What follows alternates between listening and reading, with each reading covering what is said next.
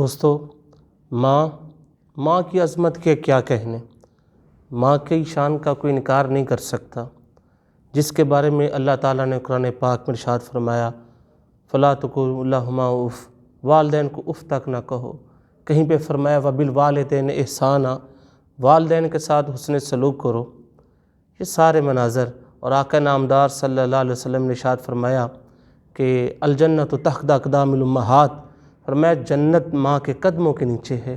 وہ جنت جس کے لیے ہم نماز پڑھتے ہیں، روزہ رکھتے ہیں، زکوٰۃ دیتے ہیں، حج کرتے ہیں۔ نماز کیوں پڑھتے ہو؟ جنت کے لیے۔ روزہ کیوں رکھتے ہو؟ جنت کے لیے۔ زکوٰۃ کیوں دیتے ہو؟ جنت کے اصول کے لیے۔ ہمارے سارے اعمال کا دار و مدار جنت ہوتی ہے۔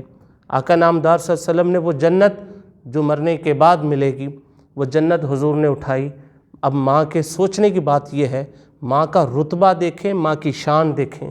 حضور صلی اللہ علیہ وسلم نے وہ جنت ماں کے کندھے پہ نہیں رکھی، ماں کے سر پہ نہیں رکھی، ماں کے ہاتھوں پہ نہیں رکھی، ماں کے پاؤں کے اوپر بھی نہیں رکھی۔ فرمایا کہ الجنت تحت اقدام الامہات، فرمایا جنت ماں کے قدموں کے نیچے ہے، قدم کے اوپر بھی نہیں ہے، قدم کے نیچے ہے۔ یہ شان ہے ماں کی، یہ رتبہ ہے ماں کا۔ اس لیے دوستو، جن کی مائیں حیات ہیں ان کو غنیمت جان لو۔ کل کو یہ مائیں جب آنکھوں سے اوجھل ہو جائیں گی تو ہم قبروں پہ تو چلے جائیں گے، لیکن ماں بولے گی نہیں۔ پھر ہم ماں کی شان میں منقبتیں تو سنیں گے، لیکن آنکھوں سے آنسو بھی جاری ہوں گے، لیکن ماں جواب نہیں دے گی۔ شب برات ہو یا عید ہو، ماں جواب نہیں دے گی۔ آج میرے بھائی، اگر ماں گھر میں حیات ہے، ماں اگر زندہ ہے، تمہارے لیے جنت ہی وہی ہے، تمہارے لیے سارا مقام اور درجے ہی اسی کے پاؤں کے نیچے ہیں۔ آج اس کی خدمت کر لے، ان کے پاؤں دبا لیں۔ اے میرے سوشل میڈیا کے نوجوان، ماں کے اگر تیری زندہ ہے، اس کے پاؤں چوم کے سویا کر، اس کا ماتھا چوم کے سویا کر، اس کے ہاتھ چوم کے سویا کر۔ میرے نبی نے جنت ماں کے قدموں کے نیچے رکھی ہے، قدم چوم کے سویا کر۔ اس لیے دوستو، ایک واقعہ اس طرح کا ذہن میں میرے آ رہا ہے کہ ایک نوجوان تھا، گھر میں ایک ماں تھی اور روزانہ رات کو کھانسی کیا کرتی تھی۔ دونوں بیٹا اور بہو تنگ تھے کہ ماں کھانسی کیا کرتی ہے، اس کو ایسے کرتے ہیں کہ پاس ایک اولڈ ہوم کھلا ہے، وہاں پہ چھوڑ آتے ہیں۔ صبح جب بیٹا اٹھا تو اپنی ماں کو کہا ماں جی تیار ہو جا۔ ماں بھی خوش تھی کہ آج میرا بیٹا مجھے کسی دعوت پہ لے کے جانے لگا ہے، لیکن اس کو کیا معلوم تھا کہ دعوت پہ نہیں ہے۔ ماں تیار ہو رہی ہے، سر میں تیل لگا رہی ہے کہ آج بیٹے کے ساتھ جاؤں گی، ساتھ ساتھ بیٹے سے پوچھ رہی ہے کہ بیٹا کہاں کی تیاری ہے؟ کہا ماں ایک طرف جانا ہے۔ سامان بھی ساتھ لیا، سب کچھ ساتھ لیا، اور سامان لینے کے بعد جب پہنچی اور ایک جگہ پہ مقام آیا، وہ اولڈ ہوم تھا، ماں کو وہاں پہ جمع کروا دیا۔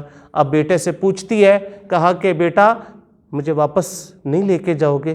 بیٹا کہتا ہے کہ ماں میں کچھ عرصے بعد آؤں گا، تمہیں لے جاؤں گا۔ ماں کو اولڈ ہوم میں چھوڑ دیا، اپنا کنٹیکٹ نمبر لکھ کر وہاں پہ چھوڑ دیا۔ جب سال گزر گئے، جب ماں کی ہچکی بندھی، ماں جب بڑھاپے کا اور زیادہ شکار ہو گئی، ماں کو جب بڑھاپے نے ستایا، تو جب ماں کی موت کا وقت قریب آیا تو اولڈ ہوم والوں نے بیٹے کو کال کی، اس کے کہا کہ آپ کی ماں کے آخری ایام ہیں، آخری وقت ہے، ایسے کرو کہ اپنی ماں سے مل لو آ کے۔ بیٹا کئی سالوں کے بعد ماں کا مکھڑا دیکھنے کے لیے آ چکا تھا، اور شام کے وقت جب ماں کے پاس پہنچا، کہا ماں کوئی آپ کی آخری خواہش ہو تو مجھے بتا دو، کوئی آرزو ہے تو مجھے بتا دو۔ ماں کی آنکھوں میں آنسو تھے، اور کہا بیٹا کوئی خواہش نہیں ہے، خواہشیں دم توڑ چکی ہیں، لیکن ایک بات ہے، جس بیڈ پہ میں لیٹی ہوں اس کا جو اوپر جو پنکھا لگا ہے، کہا وہ پنکھا چینج کروا دو، وہ پنکھا تبدیل کر دو۔ اور کہا کہ ماں تو دنیا سے جا رہی ہے، تو پردہ کر رہی ہے، اور تیرے لیے پنکھا اب وہ کوئی اتنی اہمیت نہیں رکھتا، پنکھا تو میں چینج کروا دوں گا، لیکن ماں مانگا بھی تو مجھ سے کیا مانگا، تو دنیا سے جا رہی ہے۔ کہا بیٹا مجھے فکر اپنی نہیں ہے، مجھے اپنی فکر نہیں ہے، لیکن کل کو جب تم بوڑھا ہوگا، تیری اولاد جوان ہو جائے گی، جب تمہیں اس اولڈ ہوم میں لے کے آئیں گے اور جب تمہیں لٹائیں گے، اور پنکھا جب ہوا گرمیوں کا موسم ہوگا، جون جولائی کا وہ ماہ ہوگا، اور جب پنکھا ہوا نہیں دے گا، تو جب تمہیں ہوا نہیں لگے گی تو میں قبر میں میری روح بھی تڑپے گی۔ یہ ماں تھی، یہ ماں تھی۔ اس لیے دوستو، جن کی مائیں حیات ہیں ان کی خدمت کر لو یار۔ جب مائیں زندہ نہیں ہوں گی تو پھر ان سے پوچھو جن کی مائیں روٹھ چکی ہیں، ان سے پوچھو جن کی مائیں دنیا سے جا چکی ہیں۔